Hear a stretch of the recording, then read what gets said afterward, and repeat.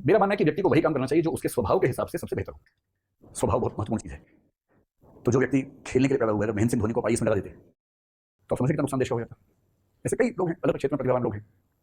वो बेचारा रेलवे में नौकरी करता ही था, कितना लड़ झगड़ के अपने आप से आसपास से वो क्रिकेट में गया तब उसने क्रांति की, कमाल किया। दुनिया में सबसे सफल व्यक्ति वो है जो वो काम करता है जिससे बना हुआ है। तो एक बार अपने स्वभाव को ठीक से टटोल लीजिए, और ये पहचानना आसान नहीं होता है। कुछ लोगों को बचपन से एकदम साफ पता होता है कि उनको क्या करना है, क्योंकि उनका स्वभाव एकदम एक तरफ साफ साफ होता है कि यही करना है, कुछ और नहीं करना है।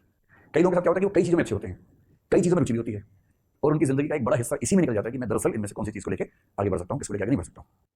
तो अपना स्वभाव और अपनी रुचि, और अगर ये दोनों चीज़ें आपकी मिलती हैं एक खास क्षेत्र में, स्वभाव का मतलब आपकी क्षमताएं भी इसमें शामिल हैं। जैसे हमारे भारतीय दर्शन में एक शब्द चलता है सत्वगुण, रजस गुण और तमस गुण। आपने सुना है इसका जिक्र? ये बहुत बेसिक तरीका है एक ह्यूमन इंडिविजुअल की पर्सनैलिटी को समझने का, और हम सबके अंदर ये सारे गुण तीनों होते हैं, अनुपात अलग होता है।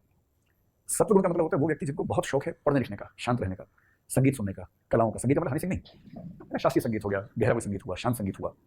कलाएं हैं तो कलाएं भी गहरे स्तर की कलाएं, उस तरह का इंटरेस्ट। जिनको पावर का नशा एकदम नहीं है, उन्हें पावर चाहिए नहीं। कोई उनसे कहे कि आप पावर ले लो, कहते ना भाई ना, तुम ही लो, चलो चलो यहाँ से, हमें नहीं चाहिए पावर। उनको कोफ्त होती है इस बात से, तनाव होता है। कबीरदास तो इसी आपके राज्य के बड़े शानदार कवि हुए, हालांकि उस समय उत्तर प्रदेश नहीं था, पर जगह ही थी। तो कबीरदास के बारे में एक हम समझने के लिए कहानी गढ़ लेते हैं कभी कभी क्लास में। एक कथन है बहुत प्रसिद्ध कि संत वो नहीं है जो समाज से दूर भाग गया, संत वो है जो जानता है कि अगर मैं समाज में उतर गया तो सबको हरा दूंगा, पर वो उससे पहले ये भी जानता है कि इसके बाद भी गलत संघर्ष में खुद को शामिल करना अपना नुकसान करना ही है।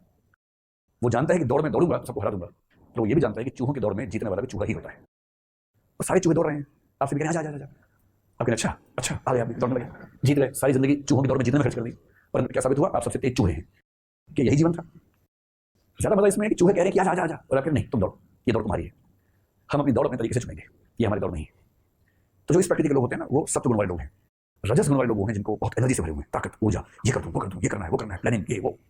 ये लोग सैनिक अच्छे बनते हैं, शासक अच्छे बनते हैं, उद्यमी अच्छे बनते हैं, क्योंकि बड़ा सपना, हाईली मोटिवेटेड, एनर्जी से भरे हुए, उन सपनों को पूरा करने की जिद, जद्दोजहद जो करने को तैयार होते हैं, उनको हम कहते हैं कि उनमें रजस गुण की मात्रा ज्यादा है।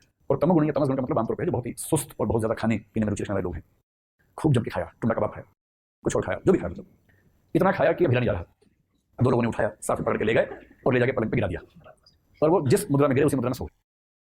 12-14 घंटे बाद जब प्रकृति ने उठाया तो वो उठे और बोले वाह बड़ा मजा आया, खा के खूब सोए, उठे, अब क्या करें, अब खाते हैं। खाया सोया, खाया सोया, खाया सोया। तो मैं अक्सर मजाक में बोलता हूँ, हमारे हॉस्टल के मित्र थे, उसी प्रकृति के लोग रहते थे, संजय नाम था उनका। तो उनके बारे में कहावत प्रसिद्ध हो गई थी कि जब संजय जी सोते सोते थक जाते हैं तो सो जाते हैं, क्योंकि थक गए हैं ना। तो भाई अपनी प्रकृति पहचान लीजिए। अगर आप तमस वाले व्यक्ति हैं तो आईएएस मुश्किल है, क्योंकि मजाक नहीं है एकदम, है ना। मैं आईएएस लिए पढ़ाता हूँ, इसलिए मैं आपको बैका फुसला के कहूँगी बहुत आसान है, मैं उसका नहीं करूँगा। आसान नहीं है, वैसे मुश्किल नहीं है, लेकिन मेहनत करनी पड़ती है ठीक से। अगर आप मेहनत करने को तैयार नहीं है तो सच में एक आसान परीक्षा नहीं है। अगर आप सत्व गुण वाले व्यक्ति हैं, किसी कला में पारंगत हैं, अध्ययन में डूब के पढ़ाई करने के शौकीन व्यक्ति हैं, तो मेरा ख्याल है कि आप आईएएस से बेहतर काम कर सकते हैं।